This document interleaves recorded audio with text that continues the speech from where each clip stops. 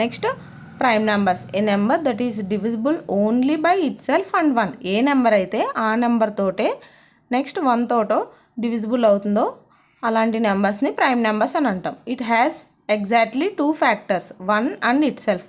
ఒక నెంబర్ తీసుకున్నాం అనుకోండి, దానికి ఖచ్చితంగా 2 ఫ్యాక్టర్సే ఉంటాయి. ఆ నెంబరే ఉంటుంది, నెక్స్ట్ 1 ఉంటుంది. అలాంటి నెంబర్స్ని ప్రైమ్ నెంబర్స్ అని అంటాం. For example 2, 3, 5, 7 and so on etcetera. ఇప్పుడు 5 అనే నెంబర్ తీసుకోండి, ఇది ఏదన్నా టేబుల్లో క్యాన్సిల్ అవుతుందా? ఏది అవ్వదు. 1 నెక్స్ట్ 5 టేబుల్లోనే అవుతుంది. ఇలా ఏదైతే 2 ఫ్యాక్టర్స్ ఉంటాయో అలాంటి నెంబర్స్ని ప్రైమ్ నెంబర్స్ అని అంటాం. నెక్స్ట్ ఒక నోట్ చూడండి, 2 is only even prime number. 2 అనేది ఒక్కటే ఒక ఈవెన్ నెంబరు ప్రైమ్ నెంబర్ అవుతుంది. ఇంకే ఈవెన్ నెంబర్స్ కూడా ప్రైమ్ నెంబర్స్ అవ్వవు. Next composite numbers, a number which has more than 2 factors are called composite numbers.